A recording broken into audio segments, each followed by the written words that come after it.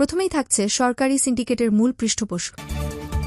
এরপর থাকছে সাকিবকে সেদিন যা বলেছিলেন মেজর হাফিজ, এই নিয়ে প্রতিবেদনে থাকছে বিস্তারিত। এবার থাকছে নেতৃত্বের টানাপোড়েন চলছে বিএনপিতে, পররাষ্ট্রমন্ত্রী। এরপর থাকছে ইসরায়েলকে নিঃসঙ্গ হয়ে পড়ার সতর্কতা দিলেন জো বাইডেন। এদিকে রাখাইনে মিয়ানমার জান্তার বোমা হামলায় 23 রোহিঙ্গা নিহত।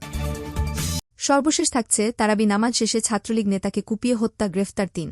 শুনলেন শিরোনাম, এবার বিস্তারিত। পুরো খবরটি দেখতে সাথেই থাকুন। রমজান মাসেও সরকার মানুষের সঙ্গে প্রতারণা করছে বলে দাবি করেছে বিএনপি।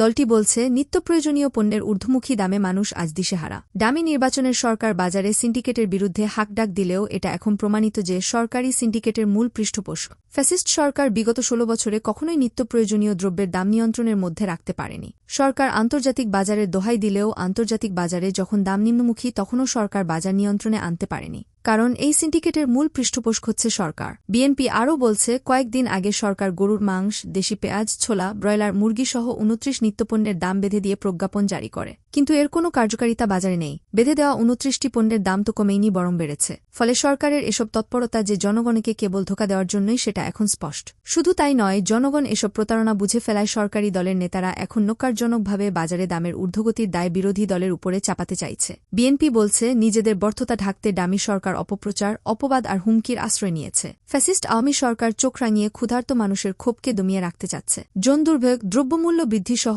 সব অন্যায় বিচারের মূল কারণ জবাবদিহিতাবিহীন অগণতান্ত্রিক ফ্যাসিবাদী সরকার এবং একদলীয় রাষ্ট্র ব্যবস্থা প্রতিষ্ঠার উদগ্র আওয়ামী বাসনা। সুতরাং জনগণকে ঐক্যবদ্ধভাবে এই সমস্যার মূলে আঘাত করতে হবে এবং জনগণের গণতন্ত্র প্রতিষ্ঠা করতে হবে। এই সিন্ডিকেটের পৃষ্ঠপোষক, লুটেরা ও প্রতারক ডামি সরকারের হাত থেকে রক্ষা পেতে হলে জনগণকেই এই মুহূর্তে ঐক্যবদ্ধ প্রতিরোধ গড়ে তুলতে হবে। সাকিবকে সেদিন যা বলেছিলেন মেজর হাফিজ। দ্বাদশ জাতীয় সংসদ নির্বাচনের আগে দল ভাঙা গড়ার খেলা শুরু হয়েছিল। কিংস পার্টি গড়ে ক্ষমতার স্বাদ চেষ্টায় ছিলেন অনেকেই। সেই পার্টিতে জনপ্রিয় নেতাদের পাশাপাশি সেলিব্রিটিদের ভেড়ানোর চেষ্টা ছিল। এরই অংশ হিসেবে স্বার্থান্বেষী মহলটি বিএনপির ভাইস চেয়ারম্যান মেজর অবসর হাফিজ উদ্দিন আহমেদ ও বিশ্বসেরা ক্রিকেট অলরাউন্ডার সাকিব আল হাসানকে টার্গেট করে। নির্বাচনের আগে সাবেক দুজন সেনা কর্মকর্তা সাকিবকে মেজর হাফিজের বাসায় নিয়ে যায়। তখন বিএনএম গড়ার তোড়জোড় চলছিল। বাংলাদেশ জাতীয়তাবাদী আন্দোলন বিএনএম ও ক্রিকেটার সাকিব আল হাসানের সঙ্গে ভাইরাল হওয়া ছবি নিয়ে কথা বলতে গিয়ে হাফিজ বলেন, ছবিটি নিয়ে চাঞ্চল্য সৃষ্টি হয়েছে। কয়েকটি সংবাদপত্র মনের মাধুরী মিশিয়ে নানা ধরনের সংবাদ প্রকাশ করছে।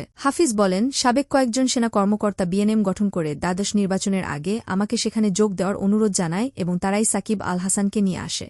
সাকিব আমার কাছে এসে রাজনীতিতে যোগদানের ইচ্ছা জানায়, কিন্তু আমার কাছ থেকে উৎসাহ না পেয়ে চলে যায়। হাফিজের দাবি, তিনি এমন কিছু করেননি যার জন্য লজ্জিত হতে হবে। হাফিজ বলেন, অবসরপ্রাপ্ত সেনা কর্মকর্তারাই সাকিব আল হাসানকে আমার কাছে নিয়ে এসেছিলেন। তিনি দেশসেরা ক্রিকেটার, বিশ্বখ্যাত অলরাউন্ডার। সাকিব আমার কাছে এসে রাজনীতিতে যোগদানের ইচ্ছা ব্যক্ত করে। তাকে বিএনএম এর দুজন নেতা আমার কাছে নিয়ে আসে। আমি বলেছি, রাজনীতি করা তোমার বিষয়, তুমি এখনো খেলাধুলা করছো, রাজনীতি করবে কিনা চিন্তা ভাবনা করে দেখো। আমার কাছ থেকে উৎসাহ না পেয়ে চলে যায়। এ ঘটনা নির্বাচনের 4-5 মাস আগে হবে। যা হোক, যখন ক্ষমতাসীনদের চাপ বাড়তে লাগল, এমনকি তৎকালীন তথ্যমন্ত্রী ঘোষণায় দিয়ে দিলেন হাফিজ সাহেব শিগগিরই নতুন দল গঠন করবেন এবং নির্বাচনে যাবেন। তারপরের দিনই নির্বাচনের 2 মাস আগে আমি একটা সংবাদ সম্মেলন করি। সেখানে সবকিছুই বলেছি। সংবাদ সম্মেলনে মেজর হাফিজ বলেন, 7 জানুয়ারি নির্বাচনের বেশ আগে থেকেই দেশে নানা ধরনের তৎপরতা শুরু হয়। আমি সামরিক বাহিনী থেকে অবসর নেওয়ার পরেও অনেক অবসরপ্রাপ্ত অফিসার, আমার সিনিয়র জুনিয়র, তাদের সঙ্গে আমার ওঠা বসা। তারা আমার বাসায় আসেন, আমি তাদের বাসায় যাই। এভাবে সেনাবাহিনীর পুরনো সদস্য হিসেবে তাদের সঙ্গে আমার সখ্য গড়ে ওঠে। বিএনপির সঙ্গে মাঝে মাঝে আমার দ্বিমত থাকে,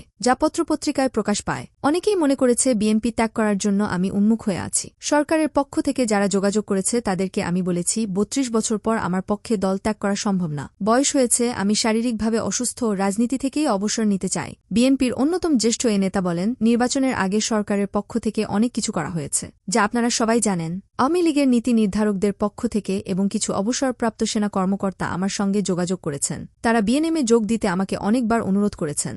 বিশেষ করে অবসরপ্রাপ্ত বন্ধুরা কয়েকবার আমার বাসায় এসেছেন। আমি প্রত্যেকবার বলেছি যে না, এ ধরনের কোন চিন্তা ভাবনা আমার মধ্যে নেই, আমি রাজি হইনি। সাকিব প্রসঙ্গে হাফিজ বলেন, সাকিব আল হাসানও নন্দিত ক্রীড়াবিদ। তার দোষত্রুটি থাকতে পারে, কিন্তু খেলোয়াড় হিসেবে তিনি ইনকম্পেয়ারেবল ইন বাংলাদেশ। রাজনীতি করুক যাই করুক, এদেরকে হতাশ করে তারা খেলাধুলা ছেড়ে দিক, এই ধরনের পরিস্থিতিতে ঠেলে দেবেন না। হাফিজ বলেন, সাকিব আল হাসান দল করবেন, রাজনীতি করবেন, এটা তার বিষয়, সেটি তিনিই সিদ্ধান্ত নিয়েছেন। তার সঙ্গে আমাকে যুক্ত করার কোনো প্রয়োজন নাই। আমার সর্বশেষ কাজটা আপনারা দেখেন। কি করেছি, কি অপরাধ করেছি আমি কি বিএনএমে যোগ দিয়েছি, দল ভেঙেছি? আমি তো দেশেই ছিলাম না। 2 মাস আগে আমার উদ্দেশ্য, আমার পরিকল্পনা জনসম্মুখে প্রকাশ করে গেছি। তারপরে এসব মতলবি নিউজ আমাকে বিব্রত করে, দেশের তরুণ সমাজকে বিব্রত করে। প্রসঙ্গত, দ্বাদশ নির্বাচনের আগে কিংস পার্টিতে যোগ দিতে মেজর হাফিজের বাসায় গিয়েছিলেন ক্রিকেটার সাকিব আল হাসান। গুঞ্জন রয়েছে সেখানে বিএনএমে যোগ দেওয়ার ফরম পূরণ করে মেজর হাফিজের হাতে জমা দেন তিনি। সেই ছবি ও সংবাদ সম্প্রতি রাজনৈতিক অঙ্গনে তোলপাড় সৃষ্টি করেছে। এ বিষয়ে স্পষ্ট করতে আজ সংবাদ সম্মেলন ডাকেন মেজর হাফিজ।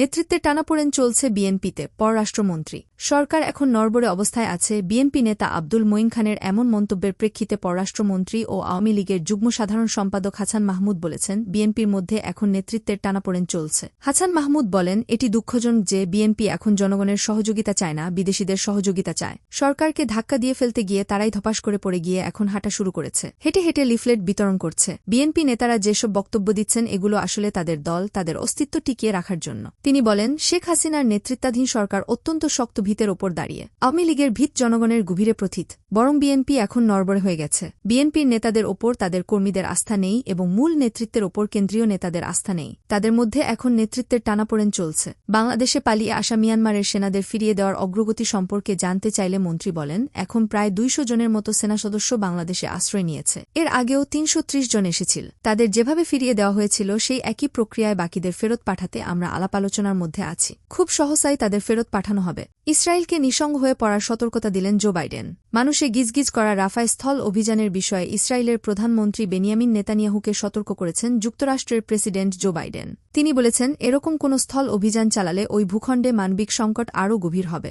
সোমবার যুক্তরাষ্ট্রের জাতীয় নিরাপত্তা উপদেষ্টা জ্যাক সুলিভান সাংবাদিকদের বলেছেন, ফিলিস্তিনের যোদ্ধাগোষ্ঠী হামাসকে পরাজিত করার লক্ষ্যের প্রতি প্রতিশ্রুতিশীল জো বাইডেন।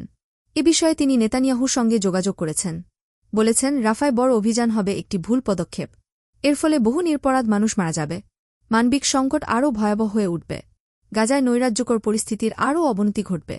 এর ফলে আন্তর্জাতিকভাবে ইসরায়েল আরও নিঃসঙ্গ হয়ে পড়বে। এ খবর দিয়েছে অনলাইন আল জাজিরা। এতে বলা হয়, 7ই অক্টোবর গাজায় যুদ্ধ শুরুর পর ইসরায়েলি সেনাবাহিনী কমপক্ষে 3,000 ফিলিস্তিনিকে হত্যা করেছে। জ্যাক সুলিভানের মতে ফোন কলে নেতানিয়াহুর সঙ্গে কথা বলেন বাইডেন। এতে তিনি নেতানিয়াহুকে একটি গোয়েন্দা ও সামরিক কর্মকর্তাদের টিম ওয়াশিংটন ডিসিতে পাঠাতে বলেন। তাদের কাছ থেকে রাফা অভিযানের বিষয়ে কোনো উদ্বেগ থাকলে তা শুনতে চান বাইডেন।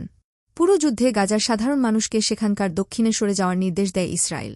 উত্তরাঞ্চল থেকে মানুষজন দক্ষিণে সরে যাওয়ার পর তাতে আক্রমণ চালাতে থাকে ইসরায়েলি বাহিনী। এখন গাজার কোনো স্থান আর অক্ষত নেই। প্রথমে অনেক অধিবাসী গাজার মধ্যবর্তী স্থানে অবস্থান নেন। সেখান থেকে তাদেরকে তাড়িয়ে দেয়া হয় আরও দক্ষিণে খান ইউনুস শহরে। সেখানেও থিতু হতে পারেননি তারা। তাদেরকে মিশর সীমান্তের কাছে রাফা শহরে চলে যেতে বাধ্য করা হয়। গত 5 মাস ধরে রাফার জনসংখ্যা বেলুনের মতো ফুলে ফেপে উঠেছে। সামান্য একটি এলাকায় বসবাস করছেন কমপক্ষে 5 লাখ মানুষ। যুদ্ধের আগে সেখানকার জনসংখ্যা ছিল প্রায় 3 লাখ। রাফায় আগ্রাসন চালানোর খায়েশ বারবারই প্রকাশ করে আসছে ইসরায়েলি নেতারা।